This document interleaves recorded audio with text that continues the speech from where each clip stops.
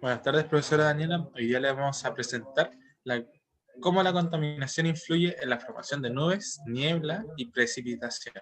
Los integrantes del grupo son Andrea Paredes, Danixa Paredes, Camila Rojas y yo, Cristian Ibarra.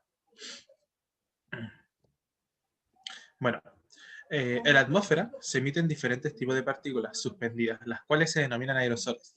Estas mismas provienen de diferentes fuentes, tales como vehículos, chimeneas, etc. El estudio explora cómo los aerosoles generados por la actividad humana van a influir en la formación de nubes y patrones a escala local como regional.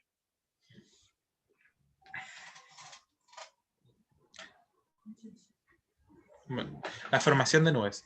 En la atmósfera, todas las nubes están compuestas por gotas de agua líquida o cristales de hielo pequeños. Existen y se utiliza una ecuación para poder describir la condición de equilibrio de un sistema. Esta es la ecuación de Clausius-Clapeyron. Sin embargo, en la atmósfera la condensación de las gotas de agua en fase de vapor no ocurre en un equilibrio termodinámico. Las gotas de agua pura no se condensan hasta lograr la humedad relativa, una rara condición en la cual pocas veces se alcanza dentro de la atmósfera. Asimismo, como explicamos, las nubes se logran observar diariamente aumentando... Asimismo, ¿cómo explicamos que las nubes se logran observar diariamente a una humedad relativa sobre el 100%? La respuesta que nosotros tenemos es que no ocurre una nucleación de forma homogénea del agua pura. En la siguiente diapositiva vamos a explicar realmente qué es lo que ocurre. Lo que ocurre en sí es que la nucleación ocurre de forma heterogénea sobre partículas atmosféricas preexistentes, que estas mismas se van a llamar o se denominan núcleos de condensación de nubes, que se simplifica a CSN. Estas partículas van a facilitar la condensación del agua. Después de iniciar después de la nucleación inicial, estas gotas de agua van a poder tomar dos tipos de forma. Dentro ahí podemos ver que están nombrados como uno que dice, pueden simplemente evaporarse, o la dos, que es cuando se forma la nube, que como nombra eventualmente, eh,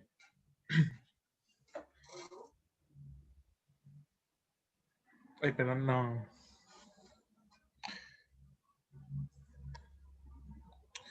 Perdón. La número 2 es que si existen las condiciones necesarias o suficientes de aporte de agua, para que esta gota crezca de tamaño, a un tamaño crítico por condensación. Así se va activando el CCN. Tras mantenerse constantemente en esta condición, alcanza un tamaño crítico, el cual es estable y así produce que la nube no se logre evaporar. Nombrado igualmente, dice que existen condiciones en este tipo de partículas, las CCN, las cuales nombré recientemente, como estos tipos de condiciones van a hacer que logren activarse. Existen dos efectos dentro de esto que trabajan en conjunto para lograr, para poder lograr la cantidad necesaria de vapor de agua para el crecimiento de las nubes. El primero lo tenemos nombrado ahí como el efecto Kelvin y el segundo el efecto Raoult. El primero, el efecto Kelvin, establece que la presión del vapor del agua va a aumentar sobre una superficie curva.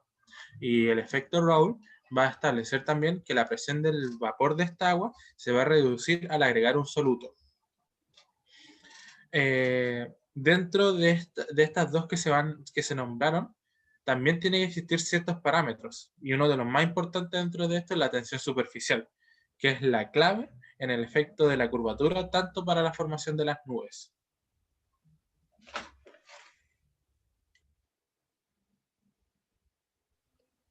Bueno, existe un fenómeno en el cual la superficie del agua se comporta como una película fina elástica. A este fenómeno se le conoce como la tensión superficial. En los líquidos existe una fuerza intermolecular de cohesión.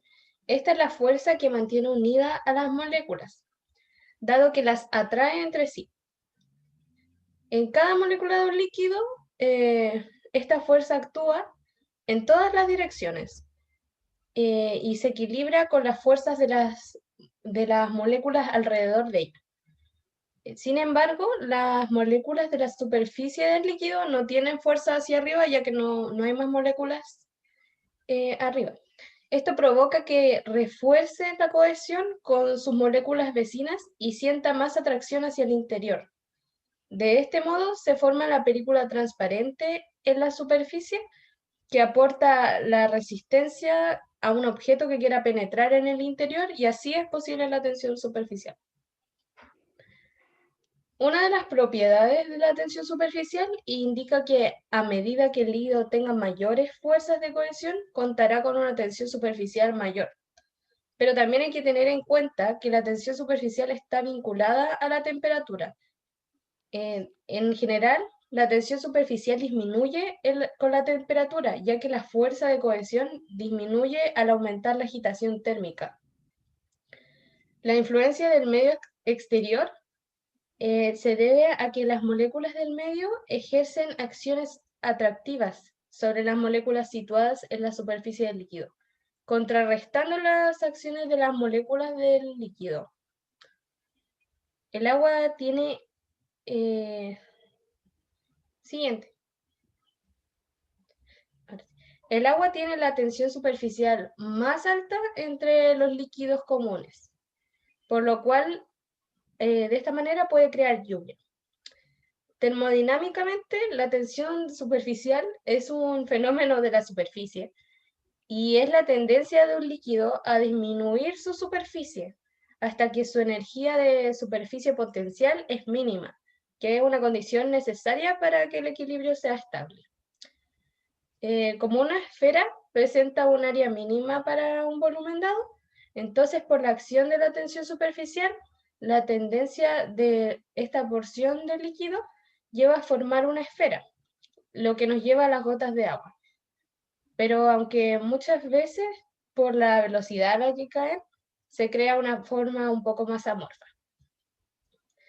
Existen varios métodos para medir la tensión superficial, pero las mediciones de tensión superficial en este estudio se realizaron con un tensiómetro portátil, el tensiómetro portátil Citadino Tester. Podemos ver una representación en la imagen. Este es un instrumento sencillo, es útil para medir la tensión superficial dinámica de líquidos. Bueno, funciona midiendo la presión de las burbujas. Una burbuja se genera por el capilar, el tubo capilar que vemos ahí, con radio R en la solución de interés. La tensión superficial de una gota depende de su radio y delta P. La diferencia en la presión entre el interior y el exterior de una gota,